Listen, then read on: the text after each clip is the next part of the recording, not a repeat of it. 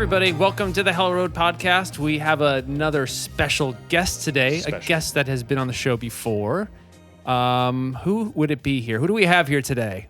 Hold on. Let me make a guess. Okay. Name is probably Brad. Yeah, because most of our guests are named Brad. That's true. We've had a lot of Brads. That's true. I don't know. And this is a Brad that has been on the show before, so it's really maybe one of two people. So also the first Brad. The first Brad. Whoa. That's true. Oh, Your first guest. Am I the first recurring guest? No, that was Derek. Oh, yes. I do remember. Yes. That. Okay. Sorry. Derek is better than me anyway, so that's okay. In some ways. In some other ways, I don't know.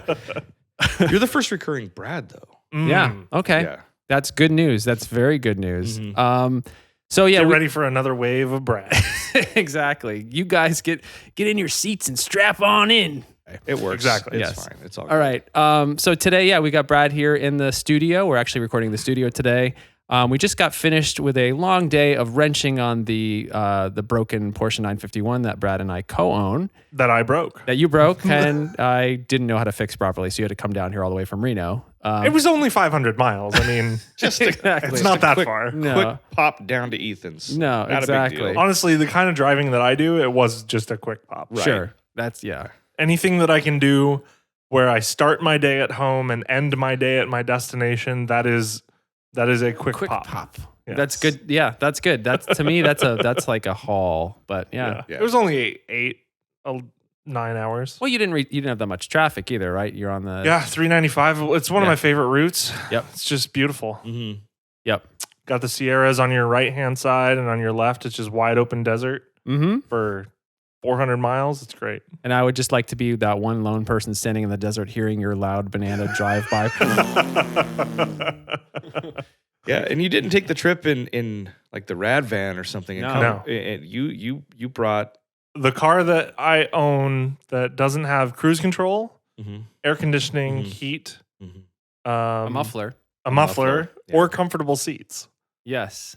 And it's not fully sealed from the elements either. No, correct. No. Okay. Yeah. Yes. What year is it? Your 912? It is a 76 912E, the only year that they made them. Mm-hmm. Okay. The standard 912 was built 65 to 69, and then there was a gap where they made the 914 as their entry-level model.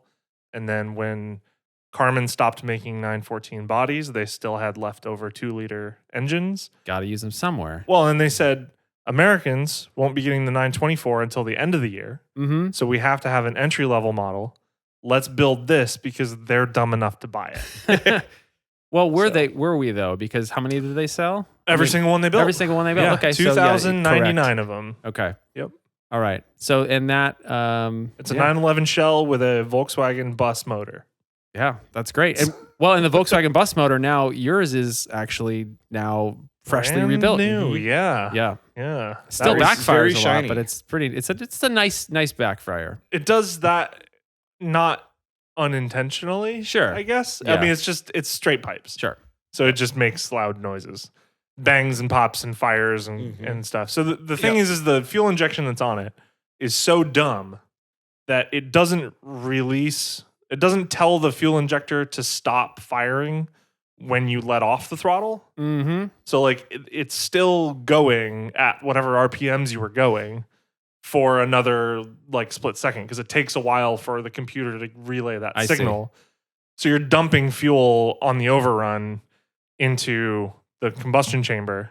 But it sounds cool. And then it just spits the fire out the exhaust. Yeah. So That's great. I mean, because if they don't just see the bright, loud color, they'll hear it. Yes. Yes. And it at turns night, heads whether you like it or not. At night, you can see flames. Okay. Just coming out of the exhaust. So It's awesome. Yeah. It's That's so great. Awesome. not super good for the environment. Well, you'll work on that. Speaking of environment, I think the topic of today was like the complete opposite of this. Yes. The complete opposite of this. Paul had an idea of, we talked about this, early, maybe our first episode of this year about looking at EVs. How can we be better stewards of the environment as as car enthusiasts? What kind of things can we do? Like, what's on the forefront of EV technology, mobility, all that crap, all those fun buzzwords that we like to say. Mm-hmm. Sure. But yeah, and you've written quite a bit about this, or you've done a lot of. I see you talking about Twitter on it at least a lot. Yes. So yeah, it's currently my topic to champion for Jalopnik and for everywhere else. Okay. I mean, I've been doing some script writing for Kelly Blue Book's channel called Ride News Now, and that's all about mobility and tech in EV tech and public transportation and that kind of stuff. So it's tangentially car related. Sure. So it's become more at top of my mind, and I've grown up with asthma, so I've always had issues in cities where there's heavy smog or something like that, where my breathing gets a little labored. Yeah. As you can probably tell on the Welcome to Los Angeles. So yeah, it's definitely on my mind. Yeah. Where did you want to steer the conversation? Where do you want to start? Well, I mean, so you're the one that's kind of championing it for Jalopnik and these other media outlets and stuff, but is it something that you're really into? I mean, I know you have that Boxster that's got a very interesting, I guess, plan for it. Plan. You do have a lot of cars with interesting plans, but this one in particular seems like more. Really, I don't think any of my cars have plans except that one. Everything else is just. We're planning on oil changing the yellow banana after this. So like the banana. Okay, well, actually, I take that back because so we'll start with the Boxster project. Okay. Yeah. So my idea for this thing is to hybrid swap it with a Leaf motor in the front trunk. And you already have that. I already have that. Yep. I already have most of the components to make it happen. Okay. I just have to make it happen. It involves cutting and a lot of engineering. Swearing, maybe. And probably a lot of swearing. Okay. Blood, probably, too. Oh, definitely. So the Nissan Leaf motor is, what is it? It's a little over 100 horsepower, I think 120 or something like that, and about 200 pound-feet of torque. And the plan is to run that on the front wheels and then keep the gasoline motor in the back to run the rear wheels where it always has been. Yeah. And essentially the only place where the two will be linked is at the throttle pedal, because I'm going to be moving to an e-throttle for the rear motor, and then it'll send that same signal to the front motor. Okay. So when I'm on the gas, it'll know and it'll go.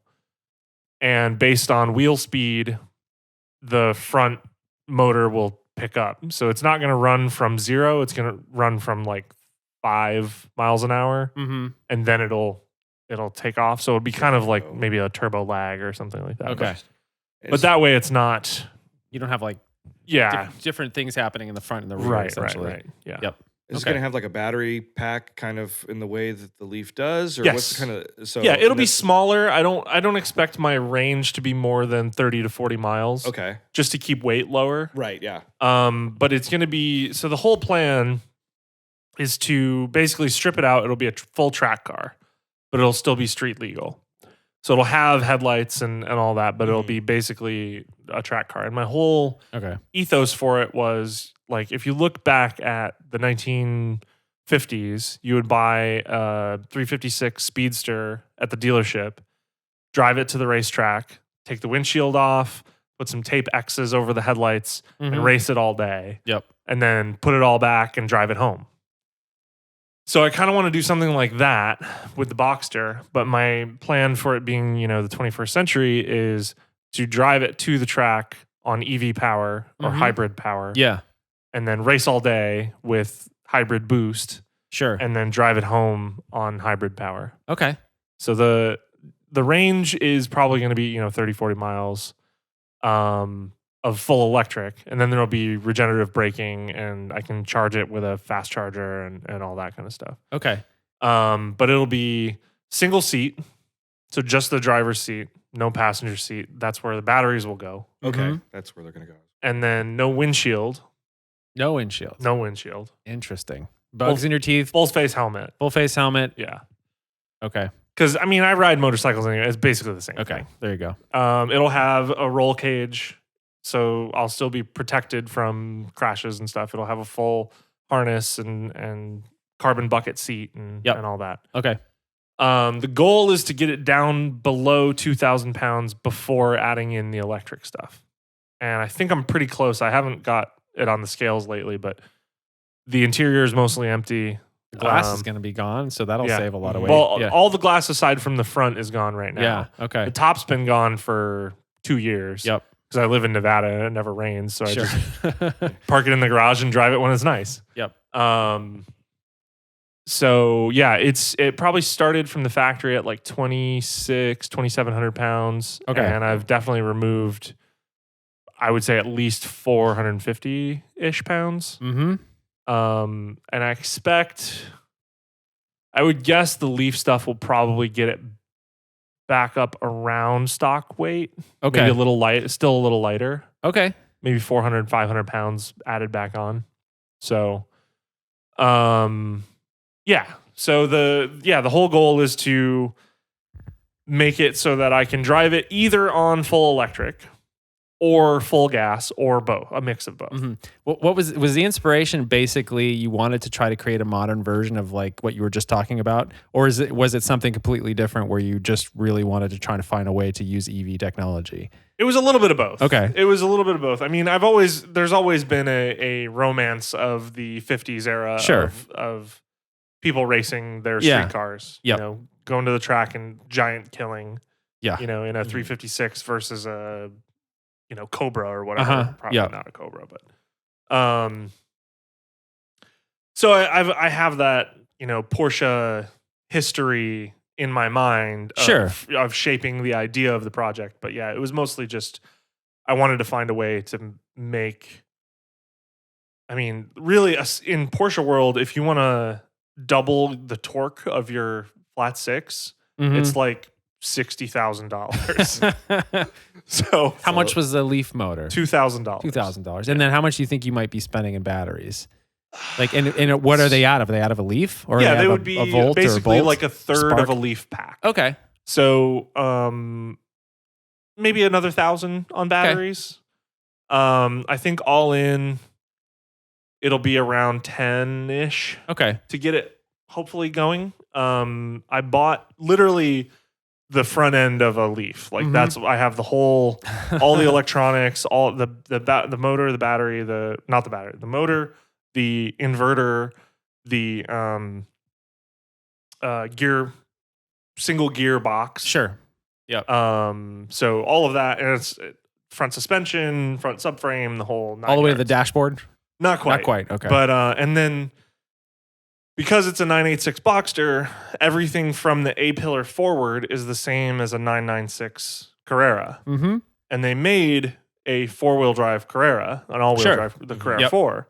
So I bought uprights and axles from a Carrera 4, and that bolts right into the front end of the Boxster. Okay. So that's where I'll get the power down to the front.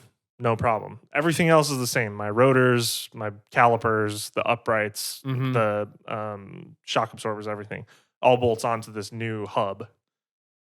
It just is splined for an axle, and then the axle goes into the center. So Okay. So you have to get some sort of custom axle to make this work then? Yeah, essentially okay. what I'll be doing is I'll have a it's kind of rigged at the beginning. We'll just kind Okay. of cut the Leaf axle and the Porsche axle and merge them Sure. Okay. so that they're the right length. Yep. And then once that works, once we get it running and going, Yeah. I can take that as a prototype to an axle company and say, hey, I need this flange on the inside, this flange on Yep, the outside. this It needs to length. be this length. Okay. Yep. So I do know some people who have done these welded axles and they just run them. Mm-hmm. So maybe it'll work, maybe it won't. I mean, there is a potential that we'll blow an axle in a week and then I'll just have to get new axles made. Okay. But there's also the potential it could be fine. Sure. So yeah, who knows? It's all, nobody's really done this before, so it's all kind of new. Yeah. That's the thing. So- It's very pioneering that you're doing this, and you look at it things from an enthusiast standpoint, where like you have this wonderful 986 Boxster flat six in the back, and then EV technology in the front, and you think about what's going to get the enthusiast market really keen on electric vehicles. Now, I know, of course, we have the new Taycan. Did I say that right? Did I say it wrong? It doesn't I don't matter. know. I think it's the Taycan. Taycan. Taycan. I don't know. It But doesn't matter. I've kind of decided to not care, so we'll go with whatever Okay. you just I said. call I it mean- Taycan. It doesn't Yeah, matter. The Taycan, but I mean, how much? We're looking at over $100,000 for that car. Well, so the 4S is the current lowest model, and there are more models coming that will be under that. But Okay. the 4S is 103. I think. So I mean, but that's pretty much out of the reach. It's a lot. Yeah, of it's the a ton. majority of. But I mean, so's a 911. So it's a 911, exactly. But kind of what I'm getting at is you have like Tesla. Where's the Miata of the EV world? When's that going to come? Well, that's a good question. I think that Honda has the EV sports concept, which I mean, allegedly they're making that and it's not coming here, but that's like the thing. Is that the E, the one that No. that's different? Okay. Yeah. So they have the urban E, which Right. is that little hatchback. which is the little hatchback. It That kind of looks like- looks like an old Civic. Yes. Yep. And then there's the sports EV sports concept or esports concept. I don't remember. Mhm. But it's kind of the same thing, but it's got squished a little bit. Okay. It kind of looks like an S600, Okay. something like that. Something like that. That's kind of the thing is, there's going to have to be some highly influential or desirable electric car that's going to come out that's going to kind of make everybody switch to having a desire for it. I know there's a desire from a lot of people for like Teslas and stuff like that because I mean, at least here in Southern California, driving up here to Ethan's today, I couldn't keep count of them. I mean, there was just a ton of them. Well, I think for people outside of, for the people outside of the enthusiast sphere, a Tesla is an attainable dream car. Right. Yep.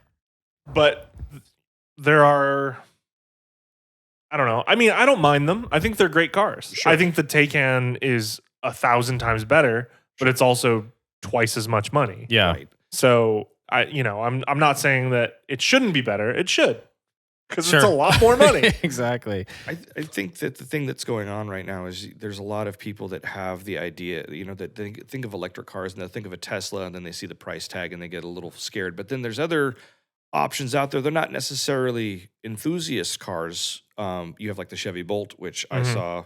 Again, I'm just basing this off of my drive up here tonight, but Sure. there was a ton of them. I saw Bolts. Okay, so Bolts and e-Golfs and damn it, what's the i3 like Leafs? I3s are they're okay. They have really narrow tires and that kind of kills it for me. Sure. But like the Leaf, the e-Golf, that kind of stuff, they're actually kind of good. They're really good cars. They're kind of fun to drive because they got a ton of torque. Yep. And people like torque. Like Americans think they want horsepower. What they really want is torque. Yeah. Right. Yeah, that's a good point. But like there's a lot of like that burst away from a stop that we love. And I think that there's maybe room for an enthusiastic model Sure. on a Leaf or a Sure. Bolt, or a Bolt SS would be pretty cool, Right. Yep. or a Leaf Nismo. GTR. Exactly. Nismo Nismo or or Nismo. I'd something. be down for that. That'd Yeah. be cool. I mean, they made the one that ran at Pikes Peak, Right. Yeah. I which remember- was the RC or something like that, and Yeah. it was insanely cool. Yep.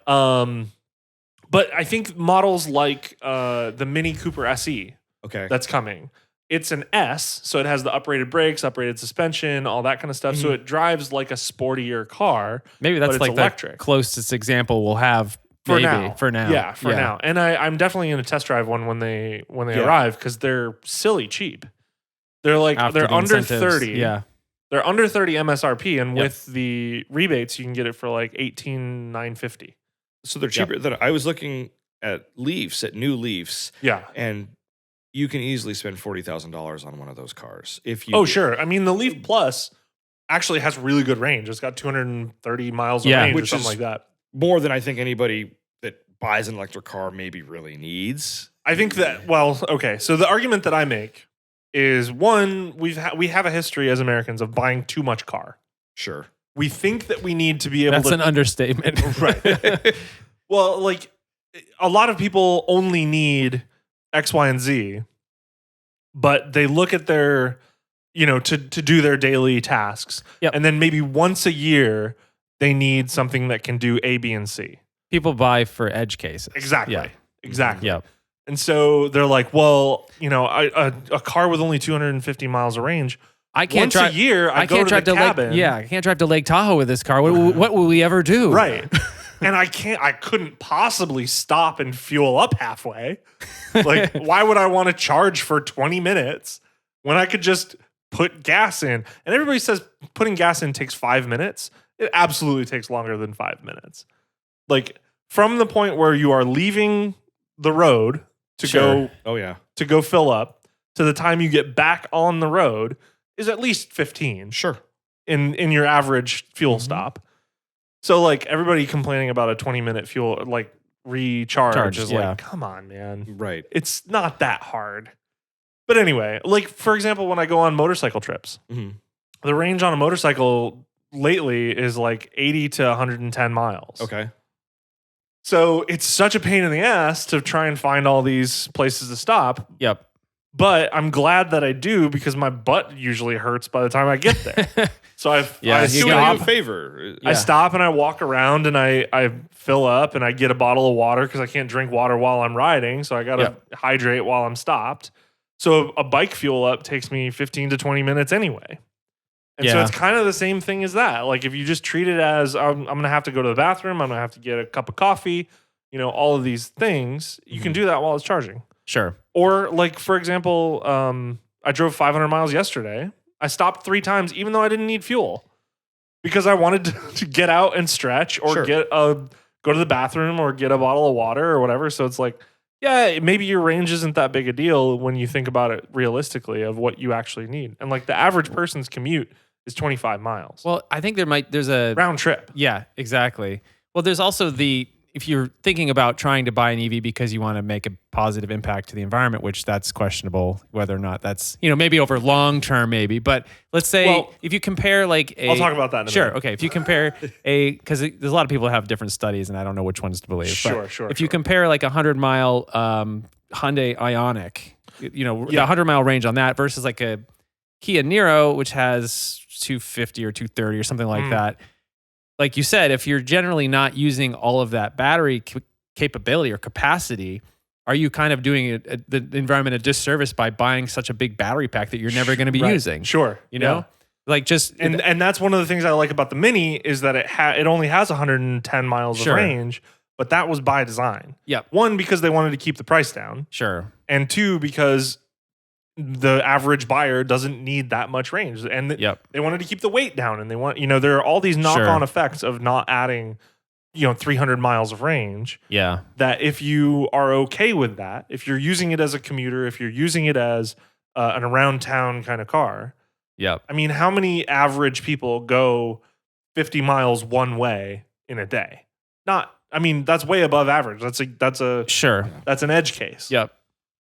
And I hear that all the time on the motorcycle side of people saying, well, why would I buy a sport bike with a fuel range of 110 miles? I do 1,200 miles in a day. It's like, okay, man, you don't, but okay. Also, if you're riding 1,200 miles on a motorcycle in one day, you've defeated the point of motorcycles. Like, why would you buy a bike to go on the highway for 19 hours? Yep. So dumb. Anyway. So, I see it as only buying what you need and not going, I'm not going to buy an electric car until they can do 700 miles on a fill up. Yeah. It's like, then you're never going to buy an electric car. Just say that. Yep. I mean, you don't even see gas-powered cars that do 700 miles between fill-ups. I mean, my little yellow guy will. Yeah, I mean, 21-gallon fuel tank and 33 miles Okay, a well gallon. then there you go. I guess if you have 21 gallons, good lord. I'm thinking about my Fit. That My gets 912E will go 670 miles on one tank. Wow. And I've done it. That's pretty impressive. Our Prius will go about 550. So that's it's okay. It's Well, up there. then it's just me driving a Honda Fit with a 12-gallon gas tank. That still gets 30. But, again, that's the same thing. Is like if you're going to build a fuel efficient car, why would you fill it with 200 pounds of gasoline? Yeah, exactly. When it's going to make it less efficient to have 200 yeah, there's a sweet pounds of spot gasoline there. in it. Yeah. So like, Yeah. I'm with you. I get it. And that's kind of my thing with EVs is like EV motorcycles, EV cars, the average user does not need more than 100 miles of range. They really don't. And if you say you do, then you're probably not an average user. Right. Yeah. Well, what about when it's cold and the thing's 6 years old and it's lost, a certain amount of its capacity? Yeah, okay, it's probably going to get 70 miles of range, but the average person is fine with 70 miles of range. Sure. It'll be fine. Yeah. And the tech's getting better and the batteries are getting better and they're getting cheaper to make. Well, There's a couple of studies that have been done. One is University of Michigan said that within 3 years, they expect the price of an EV to equal the price of a similar sized gasoline car. get battery, like they're saying battery production is going to catch up and they're Right. going to Yeah. be widespread use enough. Okay. Right. Yeah. Yes. And with that global push, I mean, you have all these countries that are saying we've got to be 100% EV by Sure. Mm-hmm. Yeah. this time, and Yeah. so there is legislation that is pushing this, Mm-hmm. and there is money that is coming from governments that is pushing this, but there's also a bunch of startups. I mean, look at where technology's come in the last 10 years. It's Even great. just in your cell phone. Oh yeah. Like Yeah. your phone is 1,000 times better than it was 10 years ago. And it's 50,000 times better than it was 20 years ago. Sure. So like the first mass market hybrid was the Prius. That was 20 years ago. The first Prius was 20 years Yeah, ago. My and favorite Prius. yeah, your favorite, I know. I agree. I'm with you. It's very cool. It's an echo with hybrid shit. Yeah. That's So the coolest thing So in the cool. world. But It's yeah. not the coolest thing in the world, but it's very cool. You said it on record. Bradley Brownell says the first generation Prius is the coolest thing in the world. But like, You look heard it here at where first. we've yeah, come where it's come from there to to now. like maybe not a Toyota, but like you look at the Taycan, like Sure. Taycan. Yes. Like first gen Prius, Taycan, 20 20 years. years. That's pretty Yeah. damn impressive. Yeah. Well, even if you look at hybrids, it only took 15 years to get to the 918 Spider. Yeah. Mm-hmm. I mean, that was the promise that Porsche made, was we can make EVs and hybrids fun and exciting. And they've done that. Mm-hmm. I mean, the Taycan is one of the greatest cars I've ever driven. Mm. It is so fun. It's the best car Porsche makes right now, in my opinion. Okay. And I absolutely could drive one every day. It's fun to drive. You can take it on rail it through the canyons. We drove it on Angeles Crest Highway, and Yeah. man, it ripped. It was fun. And that says that it's not, or that it doesn't have soul or whatever, it clearly has not driven it. It's not a real Porsche. Right. Yeah, that's been said for every single Porsche that's been released for the last 30 years. My joke with that, I've heard that literally my entire life. Yeah. My joke with that is it's not a real Porsche unless it was built on a dirt floor in Gemund, Yes. because that's where the first 356s were made in 1948 and 1949 in a sawmill in Gemund, Austria. Anyway, so yeah, back to your point of like the Like, is it environmentally friendly actually to Yes. purchase an EV? Like, Sure. like short term, long term, battery, production, that kind of so thing. there are a couple of things to worry about there. One is battery production, Sure. and a larger battery pack is going to take longer to pay itself back, Yeah. because it does cost energy and CO2 production to build Just to Mhm. make these it. batteries. Yep. Mm-hmm. So the going idea among researchers is that it's approximately 15% more CO2 is released in the production of a battery electric vehicle than a comparably sized internal combustion engine Mhm. vehicle. So that 15%, it is significant. Depending on the size of the vehicle, a small vehicle like a Leaf should be paid back within 5,000 to 7,000 miles. Okay, that's That's nothing. not So your much. first year, you're pretty much paying back the CO2. That's like comparing the CO2 coming out of the tailpipe versus the CO2 generated in electricity generation. Yes. Okay. Yes. That's Okay. So Is that like basically, is that study sort of average like a mix of like coal and whatever, or it depends on the grid. yeah? So the Because obviously you can pay extra to sort of ensure that your energy is coming from natural or from and I do that. renewable resources. I do that because I'm a bleeding heart. And you drive a tree hugger. 912 that spews. Right? Yeah. Well, so I have to make up for it somehow. Yes, exactly. You're buying carbon credits for your Exactly, 912. yes. There was a recent study that was done based on 2018, which is the most recent year that we have for power generation CO2 release. Okay. The average area grid in the US is equivalent in an EV to 50-ish miles per gallon of CO2 released. Okay. That is true at a minimum for 93% of Americans. There are like 4 grid areas in our country that are worse than that. Yep. And it's an island in Hawaii, which primarily uses fuel oil for their electricity generation. Okay. Because they're in the middle of nowhere. Yep. And What else are you going to do? Yeah, that's what they can do. Yep. They probably ought to be using hydroelectric and wind. Or sugar cane or something. Sure. Yeah. Sure. Yeah. One of them is eastern Wisconsin and the UP of Michigan. Okay. One of them is Iowa-ish area. It's kind of a little bigger than Iowa, but like that kind of area. They use it. But every year, that number gets better because our entire grid is moving toward renewable energy. Yeah. And there's actually one grid which is basically it's called NYUP. It's the northern New York, upstate New York area. Yep.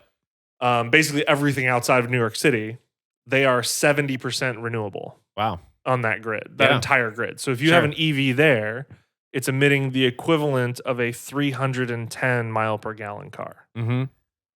Yeah. Yeah. that's Which doesn't exist, obviously. right. Sure. So as our grid gets better, in California, it's 127 miles per gallon or something like that. Okay. Equivalent.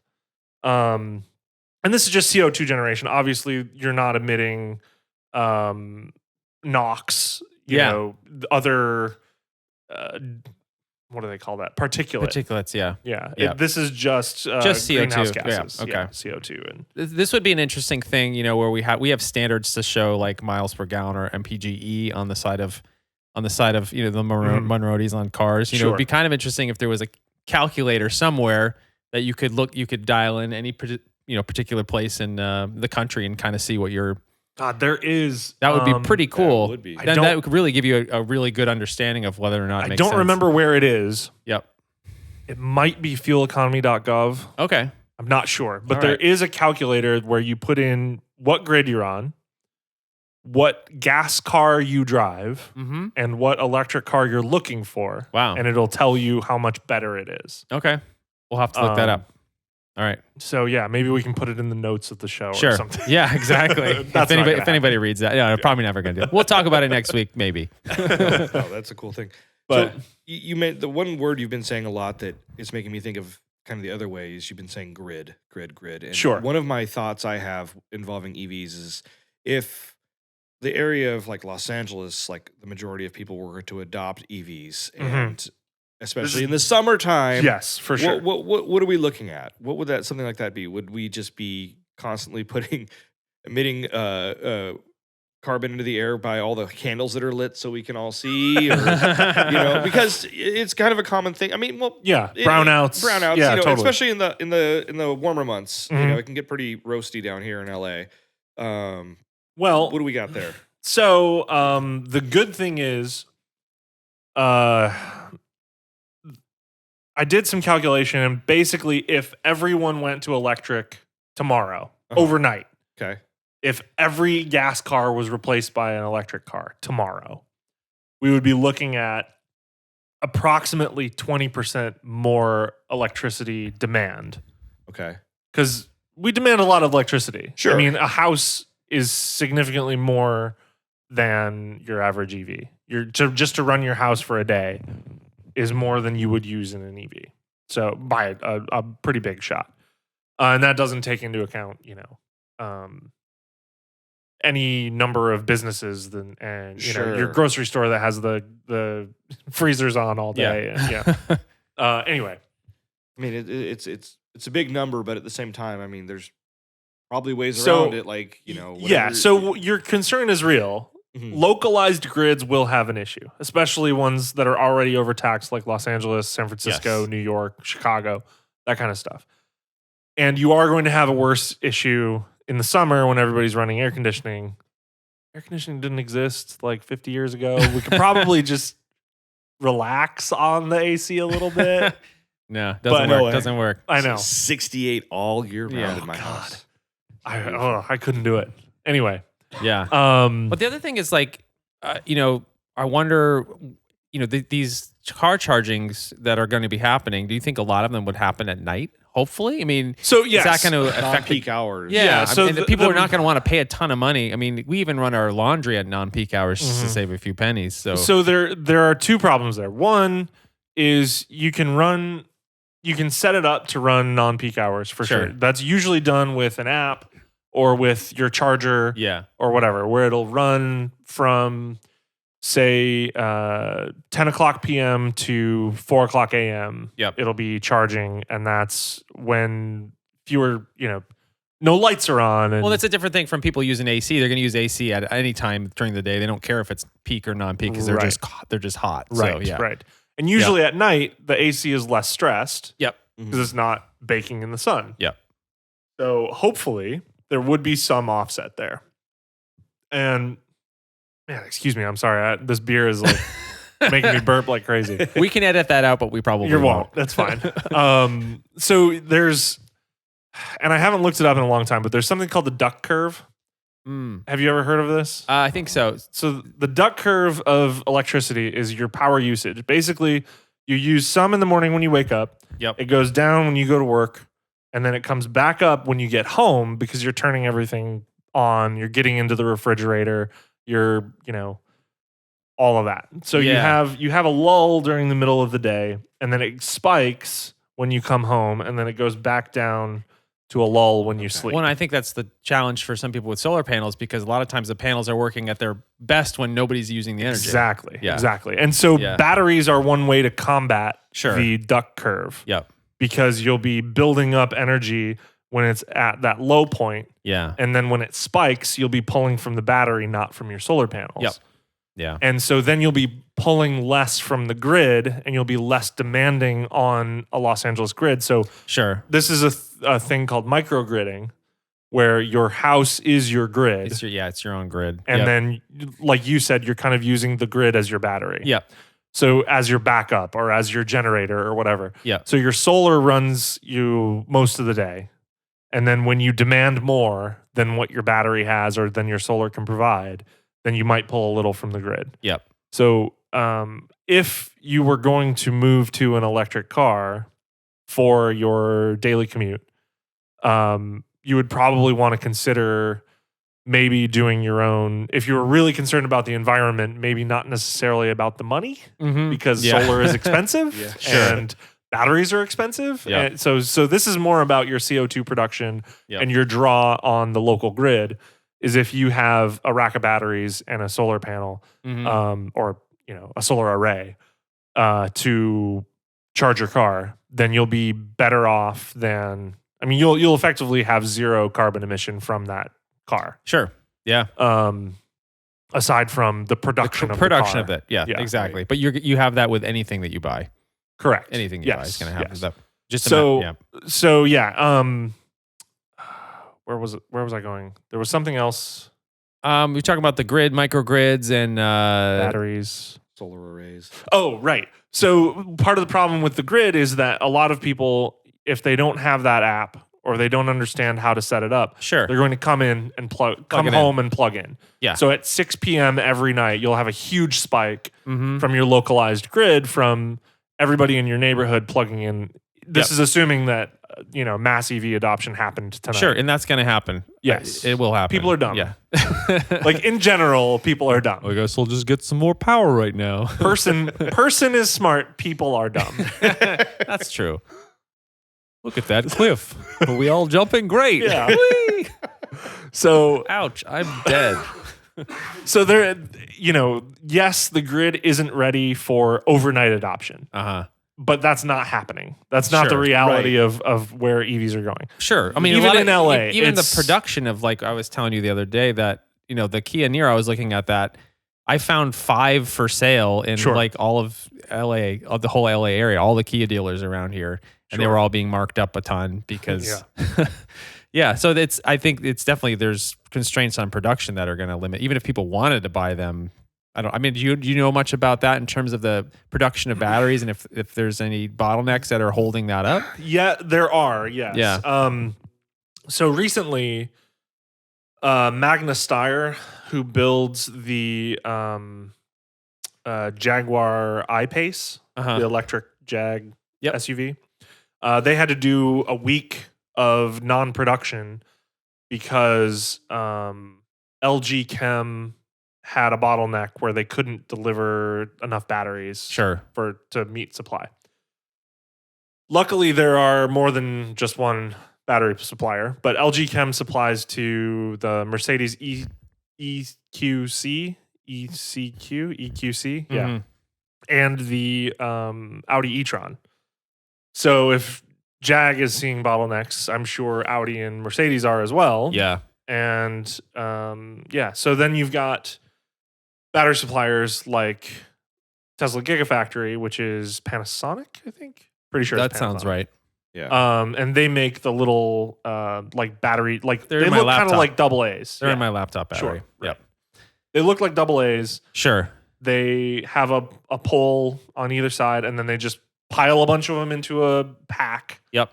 And if you have one bad cell, your whole pack can say, "Hey, the pack's bad." Sure. And then you go in and you fix that one cell, and then your pack is good again. So Mhm. that's one concern. Whereas the Audi and the Jag and the Mercedes are using what's called a pouch battery, and they're pouches inside a big cell. Okay. So they don't have the metal casing. They're Got it. just Okay. Inside a bigger cell. Okay. So anyway, The thing I was trying to figure out too is like the long term usage of some of these batteries, because you could talk to, you look at the Tesla's marketing, or some of those sites where they talk about what happens to an EV battery when it's no longer at Sure. peak capacity for a Tesla or for an electric car, and Sure.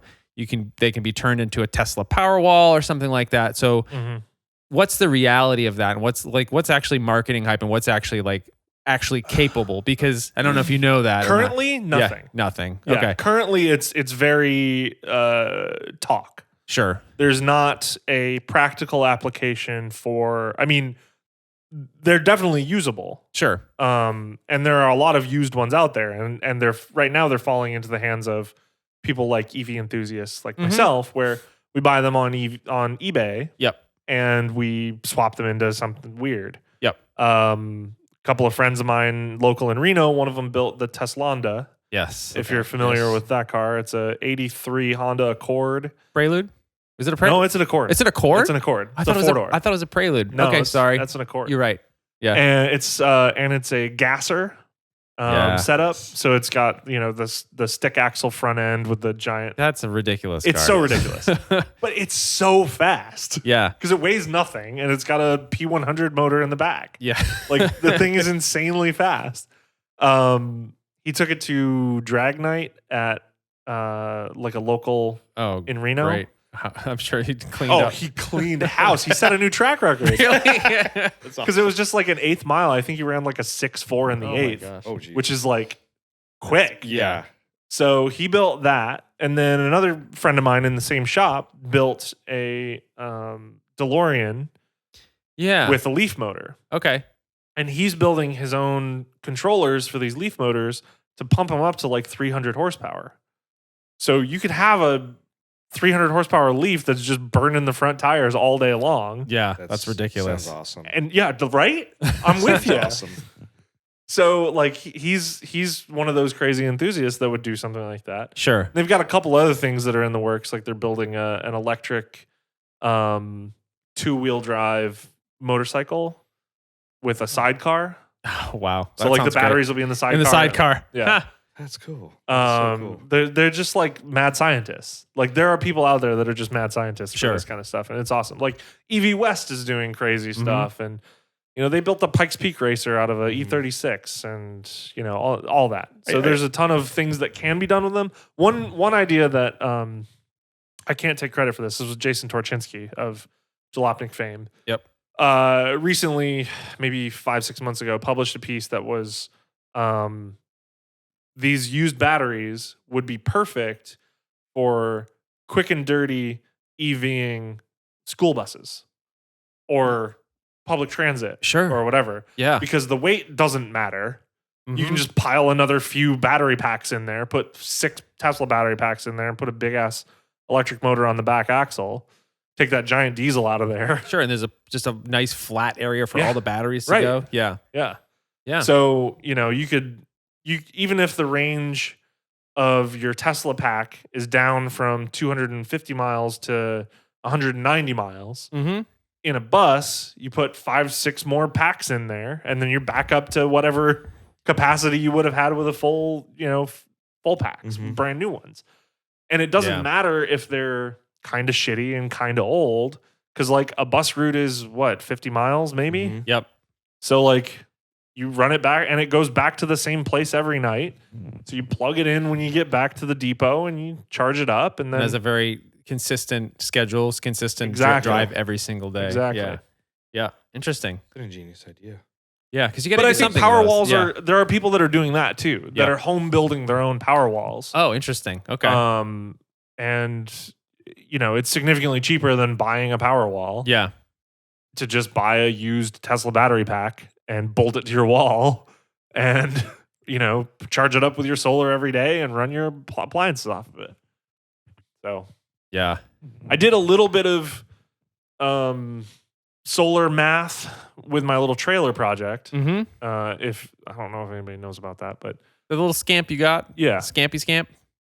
So I put Yeah. 2 solar panels on the roof, Yep. and I put 2 big batteries under the front. I can run a refrigerator all day. I can run, not a big one, Yeah. but I have a little camp refrigerator, and I have a power inverter. I ran, a corded drill off of it for a while, and I have a full 9-speaker audio system in a 13-foot trailer. And Well. Because you need that. I can sit in there and bump for hours. If the sun's shining, it's basically using no electricity. Like Sure. the batteries are still full. Yep. So, there are a lot of things you can do with DC photovoltaic that people don't really realize. And I know that it's not free. I know that you can't just like jump out and get solar tomorrow for a nickel. Yeah. A good house system is going to run you between 20 and 30 grand. And whether or not you ever make that money back is questionable, Sure. depending on where you live and Yeah. what your laws are. Yep. And it's it depends on what area of the country you're into. Obviously, living in Southern California or Nevada, Sure. you're like that. It's almost kind of silly not to if you're using a lot of energy. Right. Even Where I lived in Michigan, it's probably not a great idea. Yeah. It's sunny 100 days a year. Sure. Yeah. Yeah. Exactly. So don't bother. Yeah. But like, But here it's sunny 310 days a Right. year. So and I read something. Yeah. This is completely unrealistic, but I read something the other day that said that if we invested the money and put in a 60-mile by 60-mile photovoltaics array Mhm. in the middle of the Nevada desert, Yep. it would run the entire country. Yeah. Yeah. That's unrealistic Sure. because it's going to cost billions. Sure. And it's going to, it would take ungodly amount of people to make sure that it was running properly. And that, well, and that's why whatever. these kind of like these mini grids or whatever you want to call them, like you were talking about, on people's houses that can kind of alleviate a lot of the stress on the main grids if you have a lot of solar providing. Exactly. And do you need a beer there? You're okay? I'm okay. Okay, you're okay. Okay, Trying to good. compose myself. all of this battery EV talk is making you parched, isn't it? It is. These pretzels are making me thirsty. But yeah, and it's, like you said, solar is not cheap. I think we paid for our house. I think we paid 14, which is actually pretty inexpensive. But it doesn't cover all of our energy. Sure. We probably should have paid 20 or 25 for something that covered it. So, probably in the time we've lived here, it's maybe more or less paid for itself. Okay. Maybe not quite yet. We haven't been here quite long enough, but it's not cheap. But it will help the grid if more and more people do that, for sure. Exactly. And I think that, the lifetime of a solar system is 30 years ish. Yeah. So, I mean, if you're essentially buying your way off the grid for 30 years, like 14 grand is not that expensive. Yeah. I mean, don't get me wrong. 14 grand's a lot of money. Exactly. But But I've spent 14 grand on the stupid cars in the last year. Yeah, so I could probably. I mean, my engine rebuild was $10,000. So that's halfway to the solar system. Yeah. So I believe in all of this tech, and I believe in the future, and I think that we can get to a point where we are no longer dependent on fossil fuels. Sure. It's going to take a long time. It's not going to happen overnight. And it will depend largely on our grid, on getting rid of coal, on getting rid of natural gas, and moving to renewables. Yep. And, I think we talked about this a little bit before in other episodes. I've talked with you about this, Brad. The idea of, as enthusiasts, all of my fun cars are spewing CO2. I'm burning lots of dead dinosaurs, and how much like do we want to think about, are enthusiasts going to get a little bit of a pass? Because I feel like for me, the worst kind of driving is sitting in LA traffic, commuting, and I would prefer to have an EV for that type of driving that just sucks the life out of you and it's not fun. Yeah. But at the same time, I don't really want to give up the Porsche 951 that is just a ton of fun to drive, even though I know that it's kind of a dinosaur. And so the few things that I will say on this, one, there are so few automotive enthusiasts. That's true. In the country, it would be a infinitesimally small fraction of gasoline usage. Exactly. And that's why everybody wants smog exemptions in California for enthusiasts, because we're just a small minority of everybody here. Exactly. Yeah. I would argue that the person who is hit the cruise control at 95 in their Nissan Titan on 395 going south. Yeah. I'm doing 65 in the slow lane and I get whipped by a truck hauling a trailer. Yeah. Doing almost 100 miles an hour. That guy's doing far more damage because there are more of that guy. Sure, that's true. There are far more of that guy. Yeah, there's not very many people driving a loud 912. Right. I mean, you're the only one, essentially. Sure, right, yeah. So, that is a much smaller subset of the world. It's not one that I'm super concerned about. Sure. I don't love it when people pull their cats out. Yeah. Because they can. Oh, it sounds better. Sure. Oh, okay. Leave it in there. Right. Yeah. It's there. It exists for a reason. Your O2 sensors are going to go off the charts and be like, hey, there's something wrong with this motor. It doesn't make your car drive better. It just, you're just being a dick to the environment for no reason. But I mean, if you have a car that's pre-cat, pre-smog, whatever, fine. It's 0.1% of all cars in the US that are still on the road. So I'm not that concerned about it. But do what you can. If your car is not going to pass smog, fix it. Yeah. If it's, got a huge exhaust leak or whatever, just take the time and make it run right or work. Yeah, this is advice that I should be listening to. I know. Probably. Me too. I pulled it today, and everybody heard the charade because it's got a huge exhaust leak. Yeah. And I'm on the receiving end of this myself. I'm talking to myself as well. Like my Yep. car literally has straight pipes. Yep. It didn't come with anything, but it also should have something. So like Something, yeah. I'm building an exhaust for it. I'm hiring someone to weld an exhaust for it. Yep. And I'm going to add, a high flow catalyst to it because I think it needs it. Instead of just dumping fuel straight into the atmosphere, it would probably be better for the environment if I put a little catalyst in there. And the stuff that exists now is really good quality, and it doesn't hurt the flow of your exhaust. Mm-hmm. So you're not going to lose much performance, especially on a car that has 80 horsepower to begin with. Yeah. So I'll probably add some catalysts, and so I said I don't have plans for that car, but in the back of my head, I've had this idea for years, and I don't know how feasible it is. So maybe if somebody is listening to this and goes, "You're an idiot," fine. Maybe I am.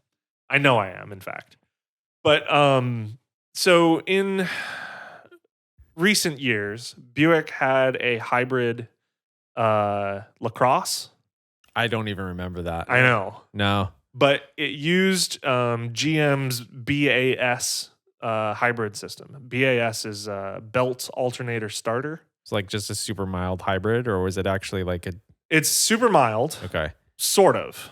Okay. So it's basically it's a really big alternator that assists the crankshaft.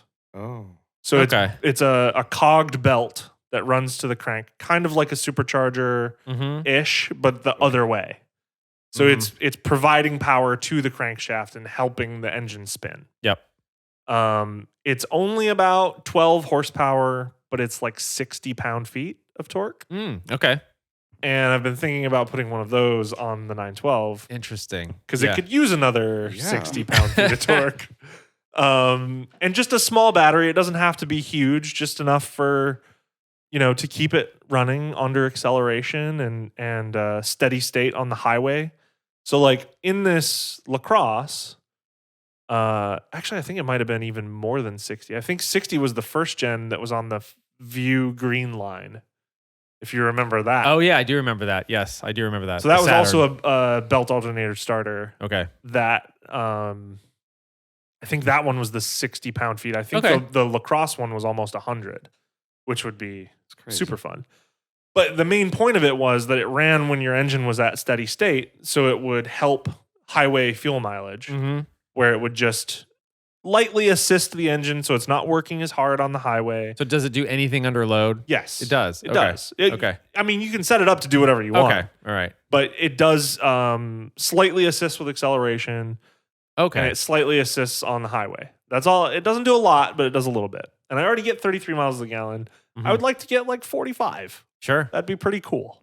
With 100 extra pounds. With 100 extra pound-feet of torque. Can't go wrong. Yeah. Yeah. How could you go wrong? This is a no-brainer, I think. Yeah. I already don't use the back seats. So there's a place where I can put the batteries. Sure. And I can just cover it up with a little Aluminum baffle or something. Or, yeah, and then just or- kind of coat it in like the dash Just a top blanket. material or throw a blanket. Yeah, put a Mexican blanket back Yep, there. It'll there you go. look totally in place. Yes. So I have ideas, is what I'm trying to say. we kind of touched on this a little bit in the beginning, but I kind of want to circle back to it. So Yes. everybody says, "Oh, I'm not going to buy an electric car until it's got 700 miles of range." So what does the future of the Great American Road Trip look like if you're going to cross the country? Now, I know Tesla's got the supercharger stations. There's Electrify America, right? Isn't that the other one? Yeah. Yeah. So is Like they're at Walmarts and stuff like that. Yeah. But do we replace? Is this something that's going to like kind of every 5 gas stations we replace with some sort of a charge station type of thing? I think every gas station. every I think gas- at some point it will be every gas station. and I that's- don't know how long that's going to be. It probably will be 20 to 30 years. But yeah, at some point there will be a charger on every corner. Yeah. And it'll probably start with just maybe one charger at a gas station and then. And maybe it won't Yeah. even be at gas yeah, stations. sure. Like It'll be the at idea right Targets. now. Yeah. The idea right now is that it's at a destination. Yeah. So it's at somewhere that you want to spend a little bit of time. Starbucks. Sure. Yeah, I've seen them. Yeah, right around there or Starbucks, Target, Yep. Walmart already has. Because they want you to stop and spend money. Exactly. Yep. Which is why I think there is a room, especially along interstates and stuff. There is room for them at those interstate gas stations. Yeah. But they're really going to have to step up their game. They're going to have to offer nicer food. Yeah. Because instead of just jamming some gas in your car and grabbing some potato chips and getting back in the car, you're going to spend a little bit of time there.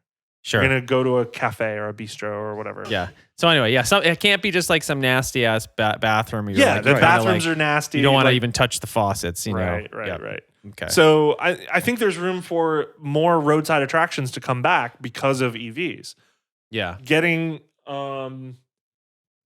places like, what's the thing in NorCal, the Spot or something like the weird Mystery Spot? Mystery Spot. Yeah, Mystery Spot. Or like the Winchester House or like, weird shit like that. Right. Can make a comeback if they're on the EV train. You're going to be spending 20 minutes filling up. Yeah. Or Well, Check where was this the place place we out. stopped at on the way to Vegas? The Eddie's World place. Eddie's World. That's a kind of a new place, but there's Tesla chargers right there. And Yes. obviously they had this kind of like, Yeah. sort of, it wasn't really like- a tourist trap, but But Cabazon dinosaurs. Sure. Or- Exactly. they had them there. I all was that. just out there, and I think Yep. they had EV chargers there. Yeah. Yep. That's the kind of thing that I was thinking, like, it's going to get you to get out of the car and walk around, and that's, kind of what the Hello Road podcast is about, is kind of, that seeing all the weird stuff that's out there. So maybe there's going to be a charge station at the Banana Museum, which exists. Okay. But that's but the thing that's gonna get you out. To your point, I think that's short term. I think long term, the technology is just going to have to be there for either swapping batteries or for quicker charging. Yeah. I think 20 minutes is probably fine. 20 Yeah. minutes to get you 150 miles of range is fine. Yeah, I mean, People complain about it, but they'll get used to it. Think about driving to Vegas from Southern California. Like, you're gonna stop midway. Like when the last time we drove out there, Ethan, we stopped at that Eddie's World place. It's about 110 miles or something away from where we started from my place, and it's the perfect place to stop. And we spent more than 20 minutes there because we had to walk around, and We had plenty of time to charge an EV. we would have had plenty of time to charge an EV. We didn't. I don't even think we had to fill up the fit. But at the same time, if we had been in an EV, that would have been sufficient to take us into the rest of the way. Before we end this, which I'm sure you're getting ready to end. Yeah, soon. we're real close. We got 6 more hours to go. Yeah, exactly. So before we end this, I do want to say I'm not saying gasoline's going away. Sure. No, I'm not saying you're an evil person if you're driving gasoline. Like all my cars are gas. Yep. Right now. I don't think that I think that there is still plenty of time to invest in the technology to make gasoline better. Sure.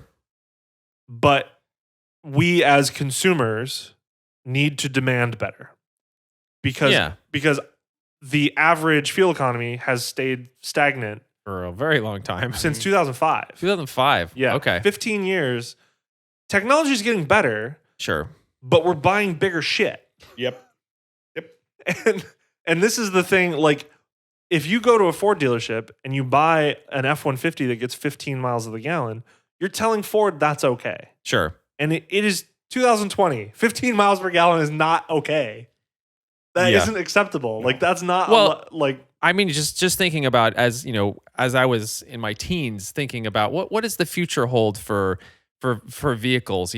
Back when I was in my teens, I thought, okay, it's surely we have to hit 40 miles 40 miles per gallon as an average vehicle. Yeah. Flying, don't forget. by Like, 2000. the average cost of a new car is like $36,000. And if we're spending that much money, we should be demanding more car. Sure. Like our cars should be better. I don't get like why. And it's not just, SUV drivers. It's sports car people too, saying that, oh, well, my Corvette doesn't have enough power. It's got 750 horsepower Sure. for like $90,000.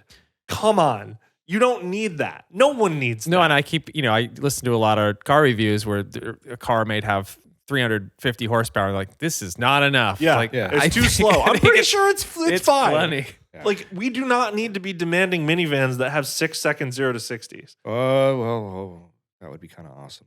It is all marketing. It is all those, Like, the emotional driving factors of why people buy automobiles. Totally. Right. So, But very few people buy vehicles logically. Very few. sure, Even but, if you're buying a Prius, you're not buying it logically. but You have very this- few people are buying vehicles having done any research at all. That's true. So they're They kind of buying like whatever is. Yeah, like they show up to the dealer and they go, "Give me what you I got." would like the new Eclipse Cross, please. Yeah, Actually, Yeah. nobody's saying that. But like, more people do more research on what washer and dryer they're going to buy. I spent 20 minutes researching what pair of scissors I wanted to buy on Right? Amazon, and I Right? probably didn't spend that much time buying my last vehicle. I certainly did not. Yeah, but I mean, It's a you used know, one. This is- vehicles. I know, it's That's different. But like, I don't know. I know people who have gone to the dealer and said, I want an F-150. I want the EcoBoost. I want it in this color. I want this everything. And they go, we don't have that. And they go, oh, okay, I'll take a 5-liter. Sure. It's like Because they just want a new car that day. today they want it now. It's the whole idea. Well, and the whole dealer experience is annoying because you're gonna, Yes. you're gonna be there for 6 hours anyway. right. But I think it definitely is one of those things where you get caught up in the emotion of like, Yes. I really want the new car. Mhm. So at some point you just cave and take whatever. I guarantee that Yeah. happened when we bought our Buick. Although it did end up fine because our Buick is great. Yeah. But I mean, I do wish that. So we bought a Buick Tourex, about a year and 3 months ago. We've put 25,000 miles on it. Oh, yep. I wish that had existed as a hybrid. I would Yeah. have bought that. Sure. But the only hybrid wagon that I could find on the market was the Volvo V90, Mm-hmm. and it was 3 times as much money. And is that even something you can buy? Isn't that like a special order? That's special order. Special Yeah. order. Yeah. Okay. I mean, Or- I would have been fine ordering something. Yeah. But I Really, your only other alternative would have been like a Pacifica. You'd have to be like, okay, Yeah. a minivan. Pacifica hybrid, Yeah. which Yeah. I probably would have been fine with, but the quality isn't quite so good. Yep. Okay. They've had some issues with reliability and a few other things. I don't know. Okay. Well, I don't want to disparage it because I think it's great that they're thinking outside the box Yeah. and doing a hybrid van, but Yep. I've heard ownership stories that are not great. Hmm. Which is a shame. But like if they had offered that same car Mm-hmm. with the Volt drivetrain, I would have loved it. I would have bought it in a second. And we were looking at Volts. We thought about buying a Volt, but we wanted the cargo capacity of the wagon. Sure. Well, it's also interesting to look at the idea of the Buick Tourex. First, you're starting with a Buick. Not many people in the U.S. are buying those. Right. And then you have a wagon, Buick wagon, even Right. fewer people. And then, like, why don't you reduce that down to just Buick you? wagon hybrid. Yes, it Yes. would be. They made the there's a- car with a just manual. for Brad. There's With there's a market of 2 people. Yes. No, and I realize that. yeah. I know that it doesn't exist for a reason. But Yeah. but also, like, why don't wagons exist? Because dealers are convincing people to buy SUVs. Mhm. They go in like with us, we went in looking at this Tourex wagon. Yep. And they're like, "Are you sure you don't want to look at the Encore over here? It's bigger and it's less money." Yeah. We're like, "No, I don't want an SUV. I don't want that." Yeah. Because, you go to the dealer and they say there's more profit in this. So think of the children. It's so much safer for the children. Sure. And so, like, who's actually moving this market? Is it consumers demanding SUVs, or is it the dealer convincing consumers that this is what they need? Yep. And I'm sure it's both. Mhm. I'm sure there are people who are demanding SUVs because that's what's being marketed to them. That's Yep. what their friends bought. That's Yep. what, there are a bunch of factors there, but like, we just have to ask for better. In the car world, we have to. I've seen so many people say, well, SUVs are here to stay. And so if we can't have sports cars, we may as well have sporty SUVs. And I'm like, no, that's Nah. not better. No, that's actually much That's worse. so much worse. It's not good. Like Not an good. X6M is like the antithesis of sporty to me. That's probably one of the vehicles that enrages me the most. It's is so that car. bad. It's Mhm. 1, it's ugly. Yes. 2, it's heavy. 3, it's expensive. 4, It's like the worst at everything. I mean, it's probably like as a car, it's fine, whatever. I don't know, but everything about it, I just don't understand why it exists, and I see a few of them on the road. The Cayenne Coupe really pisses me off so much because it's the same thing, and it's not a coupe. It's not a coupe. No. Anyway, I have enough rage in me to fuel 30 podcasts. I know. Well, I think the next time, I definitely want to do another podcast on like specifically. There was this whole campaign. We talked about this with It's Van Time about even automakers were saying how uncool minivans were. Yeah, and I would really like to start a campaign to really push people to realize that your stupid crossover is the new minivan. So you are the uncool person. Yes. Bye. So there is something to that. Sure. And I've been trying to do that myself. It's the same thing that happened with cigarettes. Yeah. What you are doing is bad for us as a whole. Yeah. And so Yes. so you should not be doing it anymore. And that, like, if we can get that idea to stick, SUVs will go away. Yeah. I can see it. I can totally Because see it. it happened with cigarettes. It happened with cigarettes because people were convinced enough that it was so uncool to smoke in public. And people get so annoyed by people smoking in public Sure. that they stopped smoking in public. And they're not allowed to do it in buildings. And Sure, it's exactly. inconvenient to smoke in public Yep. now because we just hated it. make crossover owners feel very bad about themselves. Right. Essentially. Yes. But the tough thing is, though, like, if you want a new Mazda, there's a Mazda 3, you get a Mazda 6. Yep. But they're just pushing all of these, Absolutely. they got a CX. They're just slotting in as many Right. CXs as they possibly can. We don't even know if there's a new Mazda 6. I don't know. All I know is there's a new CX-5, a new CX-3, and what is the new one? CX-30. CX-30. I Why drove is the it- CX-30. For a crossover, it's not bad, but it doesn't make sense. Buy a 3. Sure. Right. Like I said that in my review. I said everyone who buys this would be better off buying a 3. Yep. The 3 gets better fuel mileage. It's a better handling car. It's a more comfortable car. Doesn't make sense. Yep. Why buy the CX-30? Because it's a little bit higher off the ground. I guess. You can, Well, Better view of the road. sometimes I might drive when it's snowy and I need 4-wheel drive. They make an all-wheel drive 3. They do. but ground clearance for the one time you want to drive on a gravel road. Exactly. Yes. Edge cases. I got to go off-roading. And by off-roading, I mean that dirt path that goes to my mailbox. Mm-hmm. Yes. Well, I want to close it out with one final thought, and then you can just name one car brand. We're going to go back to EVs from crossovers. Who's going to be one car brand? Who's going to be the car brand that's going to hit it out of the park with an EV in the next 10 years? next 5 years, maybe even. Maybe next 5 years. Okay, Yeah. 5 years. Yeah. Who's your pick? I was wondering too, because I really want it to be Mazda.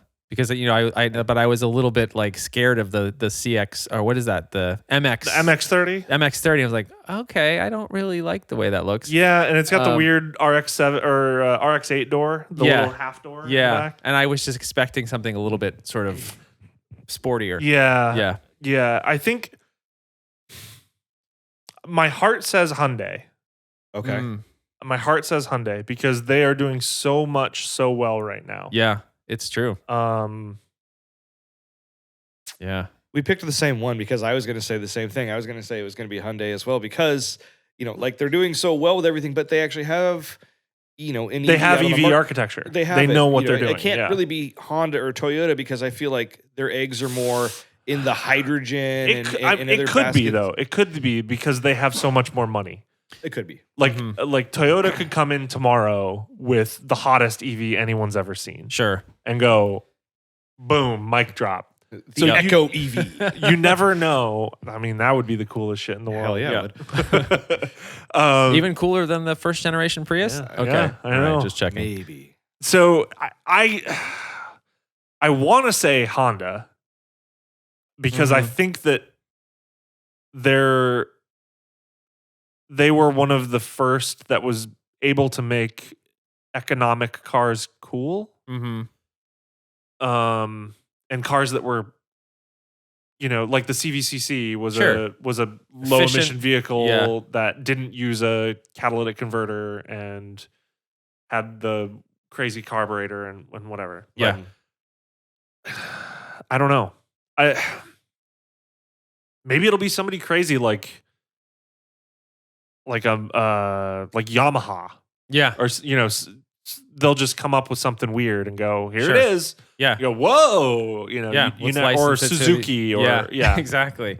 And then the desire's there, and then everybody goes, wow, I really want one of those. Because like Yeah. that's there with some of the cars, but like there's not a home run yet. Right. And I Yeah. think once there's a Well, home run, I think the Taycan is a home run. I mean, well, okay, but, yeah, but it's an expensive home run. Yeah. very expensive.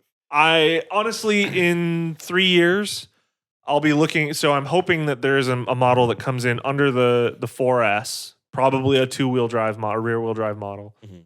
with just two motors in the back and slightly lower interior quality or something. Maybe just a base model. Yeah. Taycan. I'm guessing it'll come in around 80 grand, and it'll come off lease, and I'll be able to get one for under 60. Depreciation. Right. Yeah. Is your friend. That's the crazy thing about these EVs. Not to keep dragging this whole thing out, but I mean, you look at some of these things like used i3, which I know isn't your favorite thing, but I think as a commuter, it's a great car. $15,000 to $20,000 for a new one of those. used Yeah. Leaf under 10,000. Easily. Yep. I mean, The first gen. the 500e, the Fiat. Yeah. That is the best Fiat they've made ever. Yeah. Ever. And it's a really good car. You could get them for $5-6 grand. Yeah. Yep. That's nuts. With like no miles on them. It's Yeah. the depreciation on them, which is For just a while, they were crazy. $99 a month. Yeah. It's like yeah. free. Well, and I think maybe people are afraid of buying, they're afraid of their battery degradation. Maybe Sure. that's why they're just range I would- anxiety, all these Yeah, other things. exactly. I come would be into- more comfortable buying an electric Fiat than I would a gasoline Fiat. Like it is probably more reliable. Sure. Yep. And Well, on that note, yeah, And on that exactly. All right. Well, that answers a lot of questions, but I still have a lot more. Well, yeah, we'll have to have you back on. We'll have, for another time. Yeah, I'll just come all down. Brad's all the time. Just it's only pop- 500 miles. Just Yeah. pop a down again. Quick pop. yeah. Quick pop down yeah. to Ethan's. Maybe come down. I'll be like, hey, Brad, you want to help me bleed my brakes? Just come down here for a second. Just I'll up be over. just up the street. I'll be over on Friday. Yes. Okay. Nice. Well, All right. very So, where can everybody find you on the interwebs? I know you changed recently. You did. changed your Instagram I handle, did. so I was a little confused by that. but Yeah, I know. I am it's now another hard to say. You have to spell it out. I am now plug-in hybrid. Plug in hybrid. Okay, that's Perfect. easy. HYBRAD. Yep. Perfect for the Yep. episode. Plug-in hybrid. Yeah. All right. Yep. No longer turbo, Brad. Nah. Got rid of my turbos. Traded in for a hybrid. Nice. Paul, where can everybody find you? Everyone can find me on both Instagram and Twitter at Paul's Finest Hour. Maybe I'll change it to some electrified name. Or Sure. Oh yeah, I'm at BC Brownell on Twitter. I'm actually more active on Active on Twitter Twitter. now than I was on. Yeah. on Yes. Twitter's Instagram. fun for weird car stuff. Yes. Yes. Yeah, and you can find me, Mr. Ethan Tufts, on Twitter and Instagram and youtube.com/Hello Road. I'll have a video on the new 2020 Chevy Blazer RS coming pretty soon to talk about RS. crossovers that that maybe don't really fit this conversation very well. 420 but- blaze it. Yeah, exactly. Hopefully that'll be done soon. But anyway, I'm really trying to see if I can get Kia to give me a Nero for a week. That would be kind of a fun one to Probably test. would. Yep. Yeah. So anyway, that's I it. drove when I was in Germany. I drove one of their electric cars. What was it? Did they have the Soul Electric there? No, not Kia. Oh, no. Sorry. It's Hyundai. Hyundai. Yeah. Sorry. Yep. The Well, there's the Ionic. there you go. Yeah. I drove an Ionic EV Okay. in Germany. It was pretty cool. And then I drove the i30N, and that ripped. That sounds fun. Oh my god, it was so fun. So yeah, gasoline's not dead just yet. Not Just yet. That car owns. Anyway. All right. All right. Bye, everybody. Thanks, everyone.